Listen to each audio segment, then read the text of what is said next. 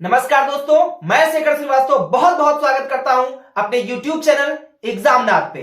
जी हां, जैसा आप सभी जानते हैं, वर्दी सीरीज बैच जो कि यूपी पुलिस कांस्टेबल परीक्षा की तैयारी कर रहे हर एक प्रतियोगी परीक्षार्थियों के लिए हमारी ये सीरीज चल रही है, जो प्रैक्टिस टेस्ट सीरीज है, जिसमें हिंदी के, जीएस के डेली आपको प्रैक्टिस सेट दिए जा रहे हैं। आज उसी कड़ी को आगे बढ़ाते हुए सामान्य ज्ञान के कुछ अति महत्वपूर्ण प्रश्न लेके आया हूं। यह प्रैक्टिस सेट 2 पार्ट 1 का जो है आज हम व्याख्या करने वाले हैं। हर एक प्रश्नों को देखेंगे, हर एक प्रश्नों के हर एक बारीकियों को समझने का प्रयास करेंगे। बहुत अच्छे से हर एक प्रश्नों का यहां पोस्टमार्टम होगा। जी हां, अगर आप चाहते हैं कि पुलिस कांस्टेबल की परीक्षा इस बार मुझे निकालनी है तो इस किताबों से करना होगा। अगर दिल से करेंगे तो कुछ नहीं होगा, अगर इसके किताबों से हो तो दिल नहीं तब फिर रिकॉर्ड टूटेंगे। तो अगर रिकॉर्ड तोड़ना है तो दिल से नहीं, किताबों से प्रेम करिए। एग्जामनाथ यूट्यूब चैनल से एक बार प्रेम करके देखिए, आपके बहुत सारे प्रश्न, जी हां बहुत सारे प्रश्न, ये शेखर की गारंटी है, बहुत सारे प्रश्न आपको परीक्षा हाल में, आपके परीक्षा के पेपर में यहां से मिलने वाले हैं। तो चलिए समय को वेस्ट नहीं करते हैं और देखते हैं आज के जो हमारे अति महत्वपूर्ण प्रश्न कौन से हैं वो देखते हैं। जी हां, आज का हमारा पहला प्रश्न है, सोडियम को किस में रखते हैं? जी हां, सोडियम को किस में रखते हैं? ऑप्शन है आपके सामने, मिट्टी के तेल में, सरसों के तेल में, पानी में या निर्वात में। तो इसका जो राइट आंसर है, जी हां, ऑप्शन ए मिट्टी के तेल में। सोडियम को दोस्तों कहां रखते हैं? तो मिट्टी के तेल में रखा जाता है। A for America is the right answer. मिट्टी के तेल में सोडियम को रखा जाता है। अब सोडियम है क्या? तो सोडियम एक अत्यंत सक्रिय धातु है। इसे खुले वातावरण में नहीं रखा जा सकता है, क्योंकि यह वायुमंडल में जब उपस्थित जो ऑक्सीजन होती है, जब ऑक्सीजन के साथ क्रिया करती है तो एक ऑक्साइड बनाती है। इसीलिए इसको हम कहां रखते हैं? इसे हम मिट्टी के तेल में रखते हैं। और जो सोडियम होता है यह बिल्कुल चांदी के समान सफेद धातु होता है। जी अगर यह प्रश्न आ जाए कि सोडियम क्या होता है, तो सोडियम चांदी के समान एक सफेद धातु है, जिसे चाकू से, जी हां नाइफ से, चाकू से आसानी से काटा जा सकता है। तो समझ में आया कि सोडियम क्या है? तो सोडियम चांदी के समान एक सफेद धातु है, जिसे चाकू से काटा जा सकता है। और सोडियम को कहां रखते हैं? मिट्टी के तेल में रखते हैं। क्यों मिट्टी के तेल में ही रखते हैं? इसे खुले वातावरण में क्यों नहीं रखते? तो जो खुला वातावरण होता है उसमें जो उपस्थित ऑक्सीजन होता है उसके साथ ये क्रिया करके ऑक्साइड बनाता है, इसीलिए हम इसे मिट्टी के तेल में रखते हैं दोस्तों। तो समझ में आया? यहां पे हमारा जो राइट आंसर है वो हमारा हो जाएगा मिट्टी के तेल में। A for America is the right answer. चलिए बढ़ते हैं नेक्स्ट क्वेश्चन की ओर। हमारा नेक्स्ट क्वेश्चन है, एक वयस्क इंसान सामान्य रूप से 24 घंटे में लगभग 1 से मूत्र विसर्जित करना है। मतलब कितने लीटर मूत्र विसर्जित करता है एक वयस्क इंसान 24 घंटे में सामान्य रूप से? तो यहां पे आपको ऑप्शन दिया गया है 1.2 लीटर, 2.5 लीटर, 3.0 लीटर या 1.8 लीटर। तो इसका जो राइट आंसर है दोस्तों वो है option D for Denmark is the right answer. 1.8 litre एक वयस्क इंसान सामान्य रूप से 24 घंटे में मूत्र विसर्जित करता है। अब एक सामान्य वयस्क, ये तो हम जान गए कि 1.8 लीटर, तो क्या बिल्कुल 1.8 ही लीटर होता है? नहीं मेरे दोस्तों, नहीं दोस्तों। कितना होता है? 1.5 से 1.8 लीटर तक ये जो सामान्य व्यक्ति होता है 24 घंटे में मूत्र विसर्जित करता है।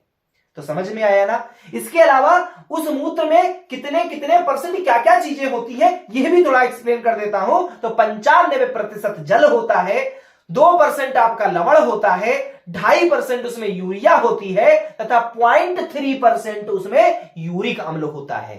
और इसके अलावा क्रिएटिनिन व अमोनिया आदि पदार्थ भी हमारे मूत्र में पाए जाते हैं, मतलब मानव मूत्र में पाए जाते हैं। तो समझ में आया ना आपको कि एक जो वयस्क इंसान होता है वो सामान्य रूप से 24 घंटे में कितना जो है लीटर मूत्र विसर्जित करता है? तो यहां पे आपका ऑप्शन हो जाएगा 1.8 litre. Option D for Denmark is the right answer. चलिए बढ़ते हैं नेक्स्ट क्वेश्चन की ओर। नेक्स्ट क्वेश्चन है हमारा क्वेश्चन नंबर 3। मैं गिर गया था और मेरे हाथ की टूटी हुई हड्डी को पुनः जोड़ने के लिए जिप्सम का प्लास्टर 6 सप्ताह के लिए लगाया गया था। जिप्सम है, जी हाँ, यहां पे प्रश्न जो ये ऊपर बताया गया ये तो केवल कुछ नहीं है, प्रश्न आपका इतना है कि जिप्सम है। जिप्सम क्या है? ये कैल्शियम क्लोराइड है, कैल्शियम कार्बोनेट है, कैल्शियम सल्फेट है या कैल्शियम नाइट्रेट है? तो इसका जो राइट आंसर है वो है हमारा कैल्शियम सल्फेट। जी हाँ, कैल्शियम सल्फेट। कैल्शियम सल्फेट को क्या लिखा जाता है? CuSO4। ध्यान रखिएगा, कैल्शियम सल्फेट को CaSO4, जो कि एक अकार्बनिक यौगिक है। ये क्या है? यह एक अकार्बनिक यौगिक है। नोट करते चलिए आप लोग, बहुत ही अच्छी क्लास चल रही है। अगर ये वीडियो अच्छी लग रही हो, प्रश्न आपके लिए इंपॉर्टेंट लग रहे हो, तो मेरी मेहनत के लिए, मुझे मोटिवेट करने के लिए आप इसको एक बार शेयर जरूर कर दीजिए मेरे प्यारे दोस्तों। तो चलिए, ये क्या है? ये एक अकार्बनिक यौगिक है। इसे प्लास्टर ऑफ पेरिस तथा जिप्सम के नाम से जानते हैं। जी हाँ, ये जो जिप्सम पूछा गया था, तो ये जिप्सम क्या है? ये जिप्सम हमारा प्लास्टर ऑफ पेरिस है।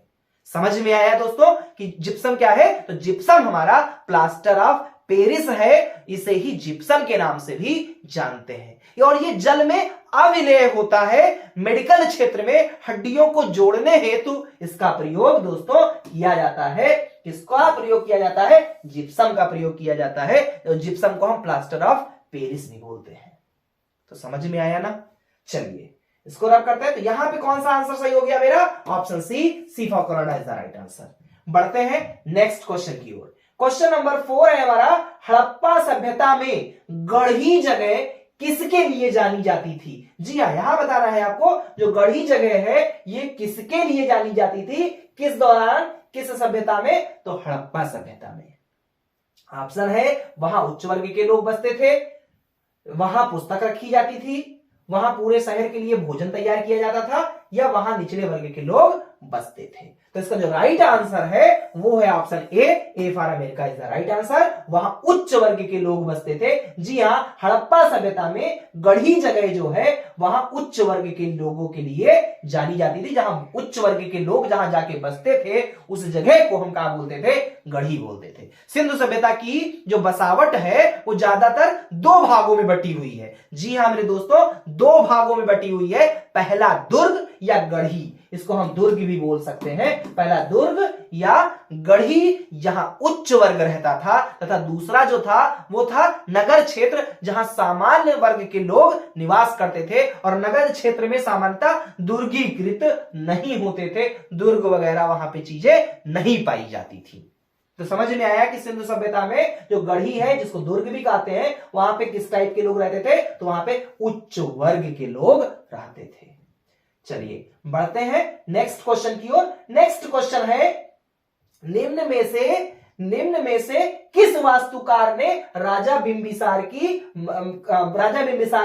महल को बनाया था? जी हां, वो कौन सा वास्तुकार था? उस वास्तुकार का नाम बताना है जिसने राजा बिंबिसार के महल को बनाया था। आपको ऑप्शंस दिए गए हैं, उदयन ने, कालाशोक ने, शुद्धोधन ने या महागोविंद ने। तो यहां पे जो आपका राइट आंसर है वो है हमारा दोस्तों महागोविंद। जी हां, Mahagovind, option D for Denmark is the right answer. Mahagovind जो वास्तुकार था उसने क्या बनाया था? उसने राजा बिंबिसार के महल को बनाया था। वास्तुकार महागोविंद ने राजा बिंबिसार के महल को बनाया था। और बिंबिसार जो है, बिंबिसार को मगध साम्राज्य का वास्तविक संस्थापक माना जाता है। अगर यह प्रश्न आ जाता है कि बिंबिसार जो है यह किसका वास्तविक संस्थापक था, तो वह मगध साम्राज्य का वास्तविक संस्थापक माना जाता है। किसे माना जाता है दोस्तों? तो माना जाता है बिंबिसार को। समझ में आया ना?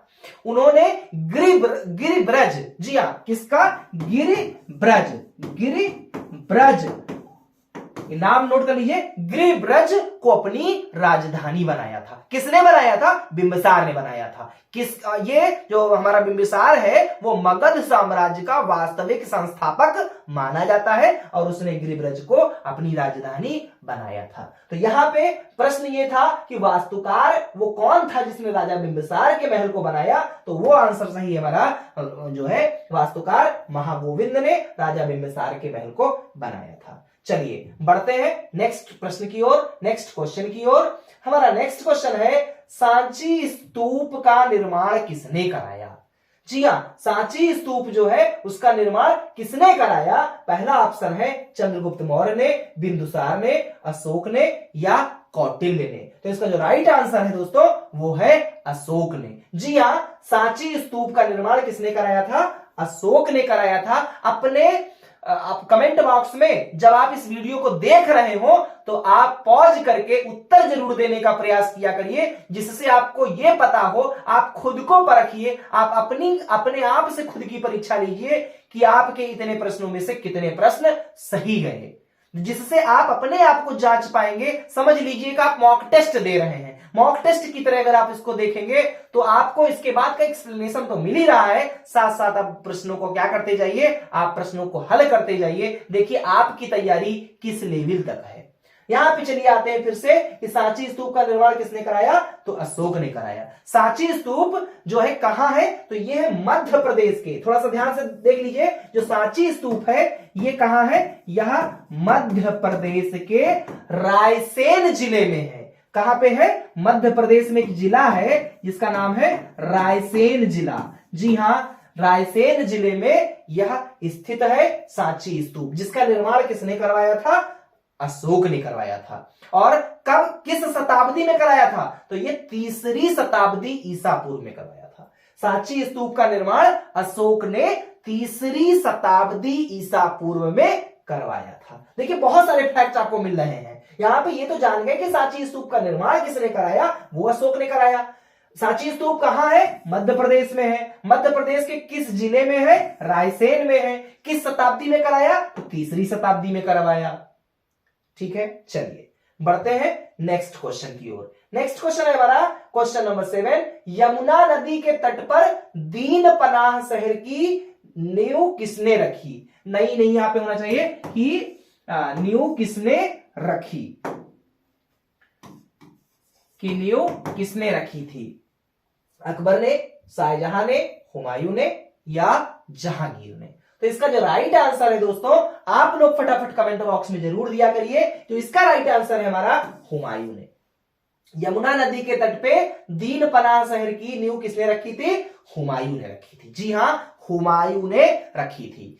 और थोड़ा सा आपको बता दें कब रखी थी, तो उसका आप डेट याद रखिए, सन याद रखिए, 1533 में रखी थी। हुमायूं कौन था? मुगल बादशाह था।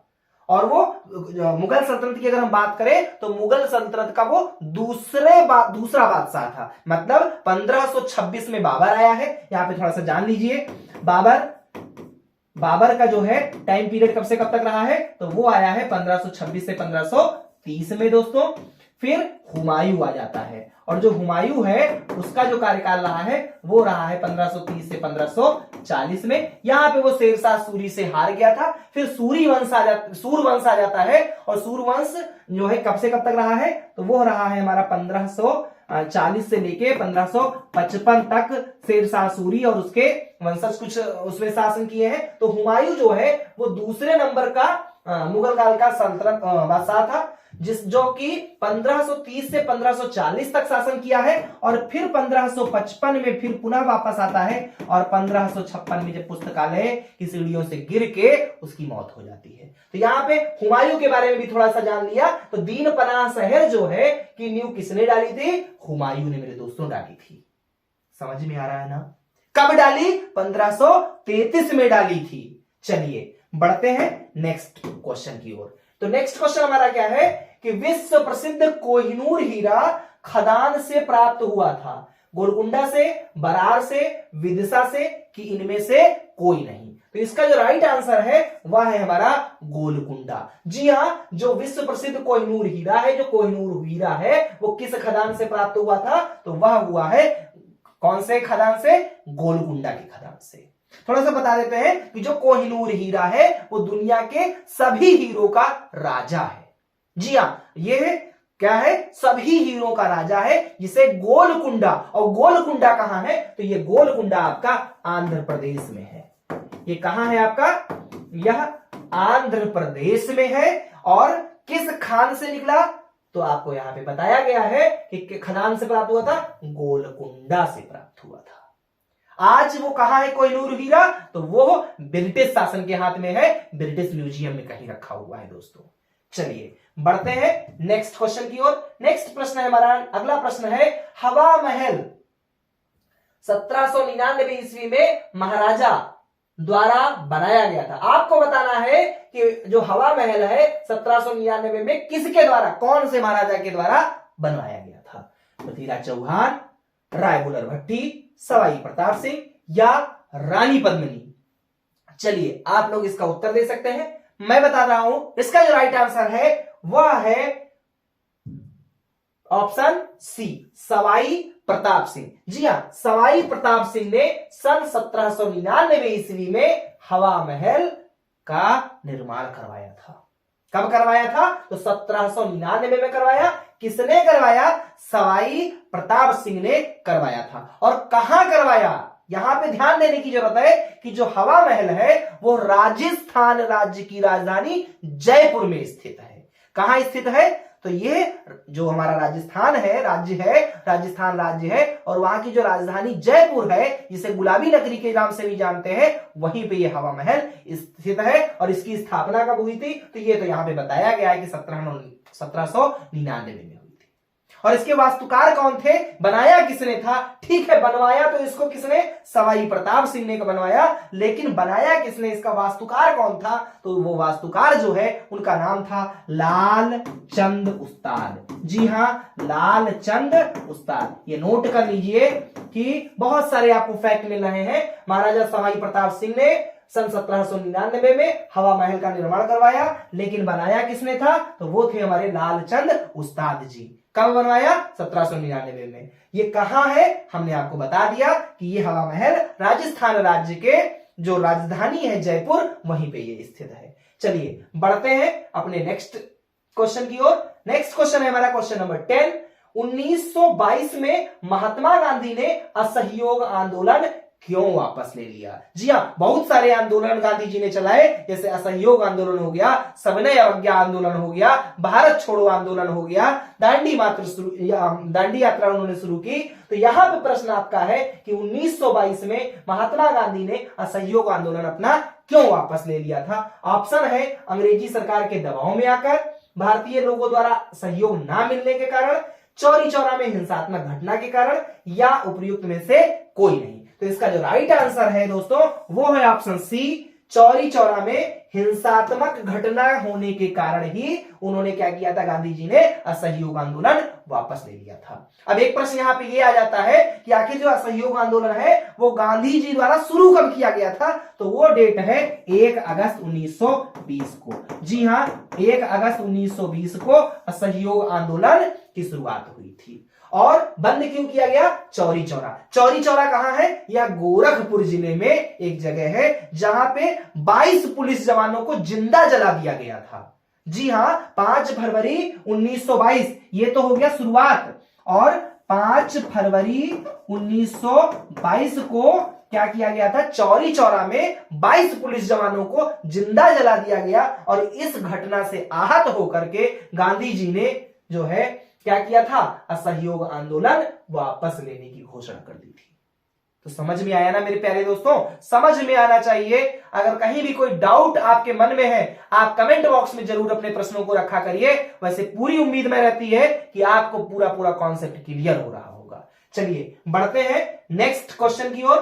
क्वेश्चन नंबर 11 हमारा है कि भारत में तंबाकू के प्रचलन की शुरुआत किसने की? जी हां, भारत में तंबाकू के प्रचलन की शुरुआत आखिर किसने की थी? अंग्रेजों ने, ईरानियों ने, मुगलों ने या पुर्तगालियों ने?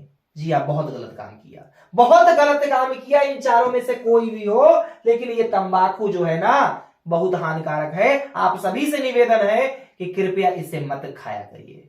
इसे खाने का मतलब है मौत को बुलावा। तो प्लीज ये हाथ जोड़ के करबद्ध निवेदन है आप सभी से कि तंबाकू का सेवन मत कीजिए, मत कीजिए। हाथ जोड़ के ये एग्जाम नाथ परिवार आपसे हाथ जोड़ के क्या कह रहा है? प्लीज आप तंबाकू का सेवन ना करिए। चलिए तो देखते हैं भारत में तंबाकू के प्रचलन की शुरुआत किसने की? तो यहां पे जो राइट आंसर है वो है option D, D for Denmark is the right answer. जी हां, पुर्तगालियों ने यहां पे भारत में जो तंबाकू के प्रचलन की शुरुआत किसने की? तो पुर्तगालियों ने की थी। कब की थी? तो 1608 ईस्वी में मेरे प्यारे दोस्तों की थी। कब की थी? 1608 ईस्वी में की थी। और कैसे की थी? तो वो तंबाकू का पौधा लेके आए थे। और आज भारत जो है विश्व में तंबाकू उत्पादन में तीसरे स्थान पे पहुंच गया है। जी हां दोस्तों, भारत जो है विश्व में तंबाकू उत्पादन के मामले में किस पोजीशन पे है? तो वो तीसरे पोजीशन पे है। और भारत में जो आंध्र प्रदेश राज्य है, जी हां, जो आंध्र प्रदेश है वो तंबाकू उत्पादन में अग्रणी राज्य है। तो आपको कुछ फैक्ट्स यहां पे मिले कि कौन लेके आया? तो पुर्तगाली लेके आए। क्या लेके आए? तंबाकू का पौधा लेके आए। भारत का स्थान कौन सा है उत्पादन के मामले में विश्व में? तो तीसरा पोजीशन है। भारत में सबसे ज्यादा उत्पादन करने वाला राज्य कौन सा है? तो वो आपका आंध्र प्रदेश है। चलिए, तो यहां पे हमारा D for Denmark is the right answer. बढ़ते हैं नेक्स्ट क्वेश्चन की ओर। क्वेश्चन नंबर 12 है, काबुली वाला पुस्तक लिखी गई, किसने लिखी है? शरत चंद्र ने, बंकिम चंद्र चटर्जी जी ने, रविंद्रनाथ टैगोर जी ने, या सुभाष चंद्र बोस ने? तो यहां पे जो राइट आंसर है वो है हमारा ऑप्शन सी, रविंद्रनाथ टैगोर। जी हां, रविंद्रनाथ टैगोर ने ये जो काबुली वाला जो कहानी है, इस काबुली वाला कहानी के लेखक कौन है? तो वो है हमारे रविंद्रनाथ टैगोर जी। रविंद्रनाथ टैगोर जी ने कुछ और भी कहानियां दी है जो बड़ी फेमस है, जैसे खोया हुआ मोती। जैसे खोया हुआ मोती, जी हां, जैसे खोया हुआ मोती इन्होंने दिया। नई रोशनी भी किसकी है? ये भी रविंद्रनाथ टैगोर की ही कहानी है। इसके अलावा कवि और कविता, प्रेम का मूल्य, ये कहानियां हमारे रविंद्रनाथ टैगोर जी ने दी। फिलहाल यहां पे प्रश्न था कि काबुली वाला पुस्तक किसने लिखी है? तो ये किसने लिखी है? रविंद्रनाथ टैगोर ने लिखी है। तो C for Canada is the right answer. समझ में आया ना? क्या क्या चीजें समझ में आई कि खोया हुआ मोती, नई रोशनी, कवि और कविता, प्रेम का मूल्य जैसी कहानियां भी रविंद्रनाथ टैगोर जी ने दिया है। काबुली वाला पुस्तक तो रविंद्रनाथ टैगोर जी ने लिखा है, जो आपका यहां पे प्रश्न दिया गया था। चलिए बढ़ते हैं नेक्स्ट क्वेश्चन की ओर। नेक्स्ट क्वेश्चन है, सीमांत गांधी कहा जाता है? जी हां, सीमांत गांधी किसे कहा जाता है? मोहम्मद अली जिन्ना को, शेख अब्दुल्ला को, शेख मुजीबुर रहमान को, या खान अब्दुल गफ्फार खां जी को बोला गया है? जी हां, जो सीमांत गांधी है वो किसे बोला जाता है? तो यहां पे जो राइट आंसर है वो है हमारा ऑप्शन डी। जी हां, खान अब्दुल गफ्फार को क्या बोला जाता है? क्या कहा जाता है? तो इन्हें सीमांत गांधी कहा जाता है। अब ये जान लेते हैं आखिर खान अब्दुल गफ्फार खां जो है ये कौन थे? तो मेरे प्यारे दोस्तों, जी हां, खान अब्दुल गफ्फार खां जो है वो भारतीय स्वतंत्रता संग्राम में भाग लेने वाले एक महान राजनेता थे। कौन थे? एक महान राजनेता थे, भारतीय स्वतंत्रता संग्राम में भाग लेने वाले। और अपने कार्य एवं निष्ठा के कारण ही इन्हें सरहदी गांधी, जी हां, नोट कर लीजिए, इन्हें किस किस नाम से जाना जाता है? इन्हें सरहदी गांधी के नाम से जानते हैं, इन्हें सीमांत गांधी के नाम से भी जाना जाता है। जी हां, इन्हें सीमांत गांधी के नाम से जाना जाता है। इन्हें बाचा खान तथा बादशाह खान के नाम से भी मेरे प्यारे दोस्तों जाना जाता है। बाचा खान या बादशाह खान के नाम से भी जाना जाता है। किसे जाना जाता है? तो मेरे प्यारे दोस्तों, खान अब्दुल गफ्फार खां को जाना जाता है, जो भारतीय स्वतंत्रता संग्राम में भाग लेने वाले एक महान राजनेता थे। चलिए बढ़ते हैं नेक्स्ट क्वेश्चन की ओर। नेक्स्ट क्वेश्चन है, निम्नलिखित में से कौन सा उत्तर प्रदेश का सबसे पुराना विश्वविद्यालय है? जी हां, ये यूपी से क्वेश्चन है। आपको यूपी के भी कुछ स्पेशल क्वेश्चंस तैयार करने होंगे। यहां पे प्रश्न है कि निम्नलिखित में से कौन सा उत्तर प्रदेश का सबसे पुराना विश्वविद्यालय है? अलीगढ़ मुस्लिम विश्वविद्यालय है, बनारस हिंदू विश्वविद्यालय है, महात्मा गांधी काशी विद्यापीठ है, या इलाहाबाद केंद्रीय विश्वविद्यालय है? तो जी हां, इसका जो राइट आंसर है वो है option D for Denmark is the right answer. जी हां, इलाहाबाद केंद्रीय विश्वविद्यालय जो है वो उत्तर प्रदेश का सबसे पुराना विश्वविद्यालय है। जी हां, भारत का नहीं है ये पुराना विश्वविद्यालय, यह उत्तर प्रदेश का सबसे पुराना विश्वविद्यालय है। और इसकी स्थापना कब हुई थी? तो इसकी स्थापना जो है 23 सितंबर 1887 में एल्फ्रेड लायर के प्रेरणा से हुई थी। कब हुई दोस्तों? नोट कर लीजिए, 23 सितंबर 1887 में एल्फ्रेड लायर के प्रेरणा से हुई थी। और इसका जो नक्शा था, जो केंद्रीय विश्वविद्यालय है, ये इलाहाबाद केंद्रीय विश्वविद्यालय जो है, इसका जो नक्शा है वह एक प्रसिद्ध अंग्रेज वास्तुविद इमर्सन ने बनाया था। दोस्तों किसने बनाया था? इमर्सन ने बनाया था। तो यहां पे कुछ फैक्ट भी आप लोग ध्यान से सुनिए कि इसका नक्शा किसने बनाया? इमर्सन ने बनवाया। कब बना? तो 23 सितंबर 1887 में बना। किसके प्रेरणा से बना? अल्फ्रेड लायर के प्रेरणा से बना। और एक फैक्ट आपको और बता देता हूं कि ये जो इलाहाबाद केंद्रीय विश्वविद्यालय है, इसे पूर्व का ऑक्सफोर्ड भी जाना जाता है, या इसे पूर्व के ऑक्सफोर्ड के नाम से जाना जाता है। इतनी बात आपको समझ में आई ना? बिल्कुल आपको समझ में आनी चाहिए कि उत्तर प्रदेश का सबसे पुराना विश्वविद्यालय कौन सा है? तो ये इलाहाबाद केंद्रीय विश्वविद्यालय है। कब बना? 23 सितंबर 1887 में।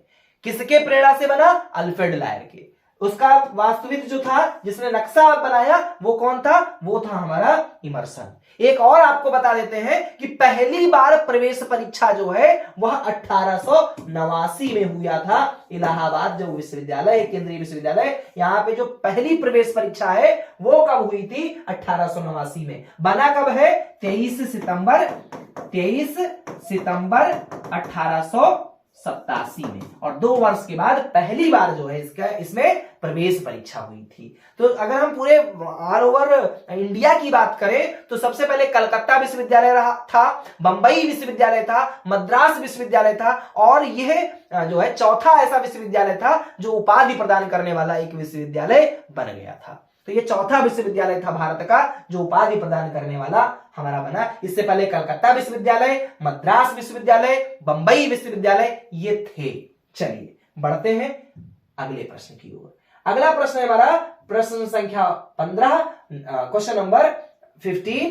क्या है? उत्तर प्रदेश का राजकीय फूल कौन सा है? तो यहां पे राजकीय फूल बताना है। ध्यान से सुनिए, जल्दबाजी मत करिएगा। उत्तर प्रदेश का पूछा जा रहा है, ये नहीं पूछा गया है कि देश का राष्ट्रीय। तो यहां पे उत्तर प्रदेश का राजकीय फूल कौन सा है? गुलाब है, गेंदा है, चमेली है, या पलास है? तो यहां पे जो राइट आंसर है वो है option D for Denmark is the right answer. जी हां, पलास एक फूल है जो कि उत्तर प्रदेश का राजकीय फूल होता है। इस पलास को हम टेसू के नाम से भी दोस्तों जानते हैं। या एक पलास जो है या एक वृक्ष होता है, इसे पलास या टीसू में एक वृक्ष होता है, और इस वृक्ष में फूल निकलते हैं और वो फूल बड़े आकर्षक होते हैं। वो जो फूल होते हैं वो इतने आकर्षक होते हैं कि इसको फूलों की मतलब इनकी जो फूलों की सुंदरता होती है, इतना आकर्षक होता है फूलों में कि उसे जंगल की आग के नाम से जानते हैं। जी हां, उसको हम क्या बोलते हैं? जंगल की आग। यहां पे एक फैक्ट आपको और मिल गया कि जो पलास जो फूल होते हैं, तो फूलों को क्या बोला जाता है? उनकी आकर्षण के कारण उसको हम जंगल की आग भी बोलते हैं। और जो पलास फूल है, इसका जो वैज्ञानिक नाम होता है दोस्तों, तो वह होता है ब्यूटिका मोनोस्पर्मा। जी हाँ, याद कर लीजिए, नोट कर लीजिए, बिल्कुल पेन कॉपी लेके बैठा करिए जब वीडियो को देखना हो। ब्यूटिका मोनोस्पर्मा, ये इसका क्या नाम है? इसका वैज्ञानिक नाम है। चलिए बढ़ते हैं नेक्स्ट प्रश्न की ओर, नेक्स्ट क्वेश्चन की ओर। ताज एक्सप्रेसवे, जी हां, ताज एक्सप्रेसवे किन शहरों को जोड़ता है? आगरा लखनऊ को, आगरा कन्नौज को, आगरा ग्रेटर नोएडा को, या आगरा ग्वालियर को? तो यहां पे जो राइट आंसर है वो है ऑप्शन सी मतलब Canada. Canada is the right answer. Agra greater Noida शहरों को जोड़ता है। कौन जोड़ता है? तो ताज एक्सप्रेसवे जोड़ता है। ताज एक्सप्रेसवे जो है वो 165 किलोमीटर लंबा, कितना? 165 किलोमीटर लंबा 6 लेन वाला राजमार्ग है। कितने लेन वाला? तो 6 लेन वाला यह राजमार्ग है जो उत्तर प्रदेश में आगरा और ग्रेटर नोएडा को जोड़ता है। और इसका जो पुराना नाम है, अगर हम ताज एक्सप्रेसवे के पुराने नाम की बात करें तो दोस्तों इसका पुराना नाम क्या है? यमुना एक्सप्रेसवे। ध्यान रखिएगा, यमुना एक्सप्रेसवे इसका पुराना नाम है। मतलब ये दोनों अलग अलग नहीं है, यमुना एक्सप्रेसवे और ताज एक्सप्रेसवे एक ही है। यमुना एक्सप्रेसवे पुराना नाम है और उसका नया नाम रखा गया है ताज एक्सप्रेस वे।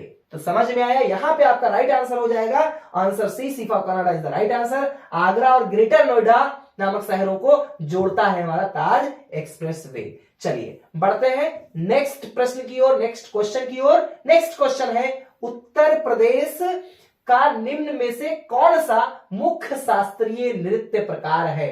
कुचिपुड़ी, कथक, भरतनाट्यम या कथकली? तो इसका जो राइट आंसर है वो है answer B for Bombay is the right answer. जी हां, उत्तर प्रदेश का एकमात्र जो शास्त्रीय नृत्य है वह कौन सा है? तो वह है हमारा दोस्तों कथक है।